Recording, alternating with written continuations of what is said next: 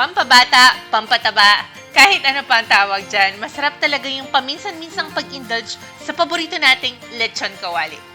Lutuin natin to in 2 ways.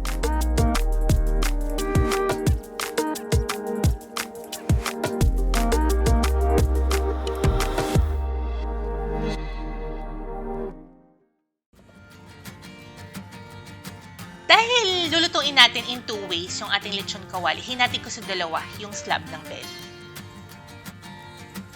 Papakuluan natin ito ng sabay at umpisa natin sa paglagay ng 4 na pirasong pinukpok na bawang, 2 bay leaves, 1 teaspoon of buong paminta, asin, at mga 1 litrong tubig o yung enough amount para lumubog yung ating 2 pirasong belly. Note na yung mga linagay nating sangkap ay hindi naman talaga makakatulong sa lasa ng ating belly. Pero makakatulong magtanggal ng amoy ng baboy. So papakuluan lang natin to at isi-simmer ng mga 45 minutes o hanggang malambot na yung ating 2 pirasong belly. Pagluto na, ilalagay lang natin sa rack at i-air dry ng mga 1 oras.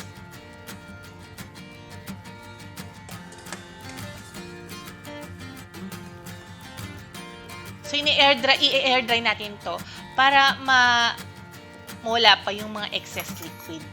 The same reason kung bakit pinopoke ko ng fork yung balat ng ating mga belly. As you can see, lumalabas pa yung tubig.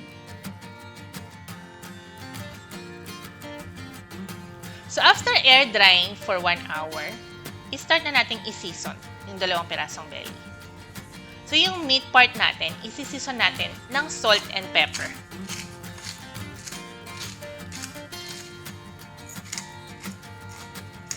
Ayaw nating maapektuhan yung crispiness ng balat ng ating belly.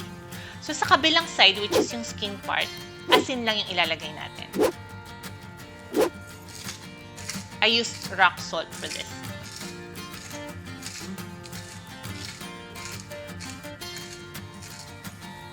So, after nating i-season at i-rub, i-ready lang natin yung pag-fry natin ng lechon kawali in 2 ways. So, gagamit tayo ng traditional na kalan at kasirola. I used 1 liter of cooking oil dun sa ating deep-fried lechon kawali. And then, I set my instant Vortex Plus air fryer and started to preheat it. At sinet ko siya for 30 minutes cooking time.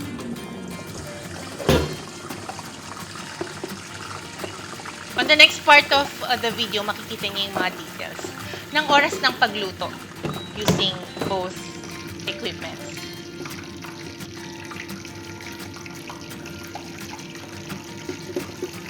So, parehong may process ng pagbaligtad ang 2 ways natin.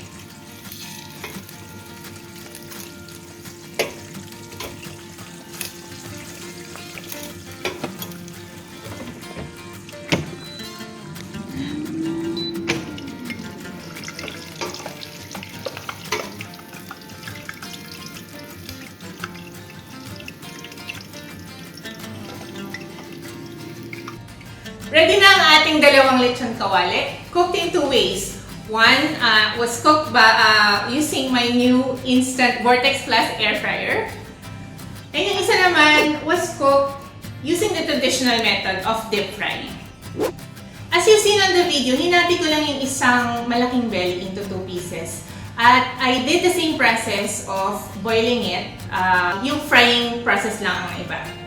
And now it's time to compare the results. Obviously, yung most important factor sa ating lechon kawali is yung crunchiness. So, let's see kung ano ba yung mas crunchy. So, unahin nating slice yung ating traditionally cooked deep-fried lechon kawali.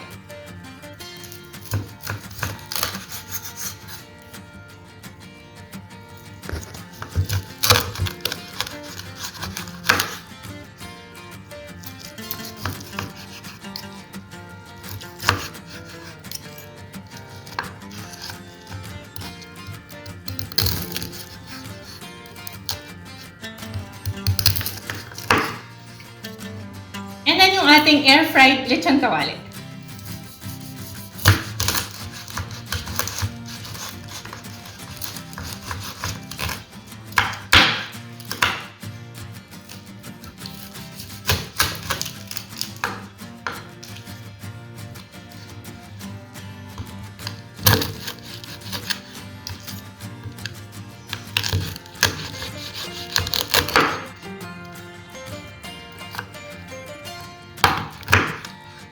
So, try na natin yung crunchiness ng ating lechon kawali.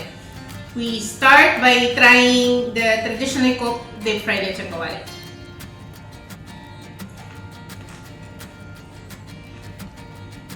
It's perfectly crunchy as expected.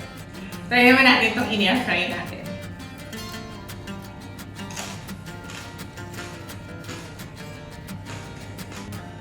Surprisingly, I find na yung crunchiness ng air-fried lechon kawali has a better texture.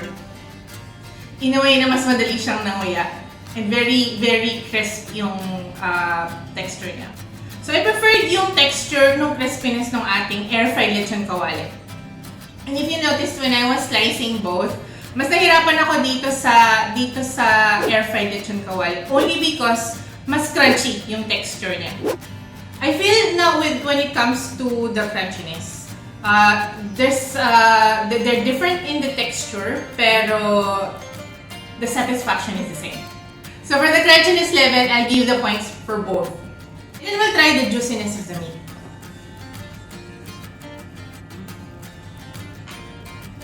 Malambot yung texture ng meat ng ating traditionally cooked lechon kawali.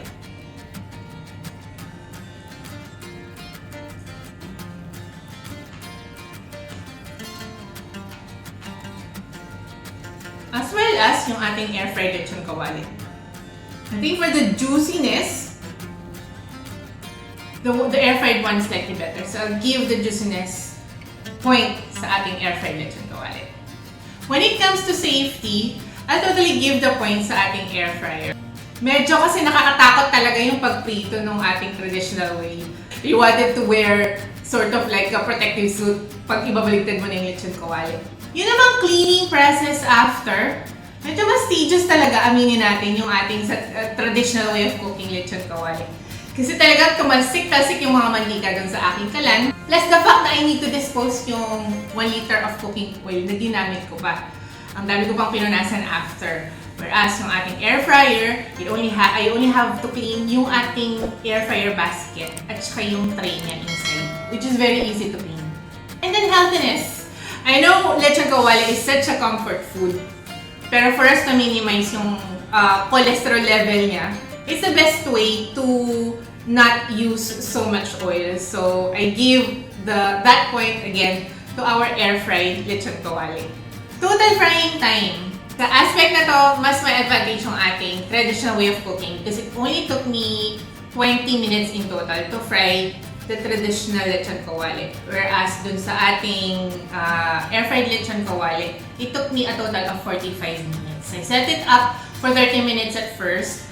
And when I found na hindi pa ganun ka-crunchy yung skin ng ating lechon kawali, dinagdagan ko pa ng 15 minutes. So that was a total of 45 minutes. It's very convenient to cook lechon kawali sa ating air fryer compared dun sa traditional way. Number one is yung safety talaga na it will take out from you. Yung kaba while binabaligtad or linuluto yung ating traditional lechon kawali. And the other most important factor is yung cleaning up after, which is sa ating mga mommies, is very important for us to save time din sa cleaning up. Dahil marami pa tayong mga tasks na gagawin during the day as always. I hope nakatulong yung ating comparison video between using air fryer and the traditional way of cooking lechon kawali. Basically, it's just a matter of convenience, pero yung result, they're both almost the same.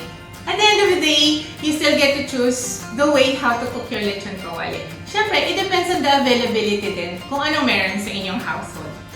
Ang importante, makapag-subscribe kayo dito sa aking channel, Pinoy Food DXB. And don't forget to like, share, and subscribe. Kain na po tayo!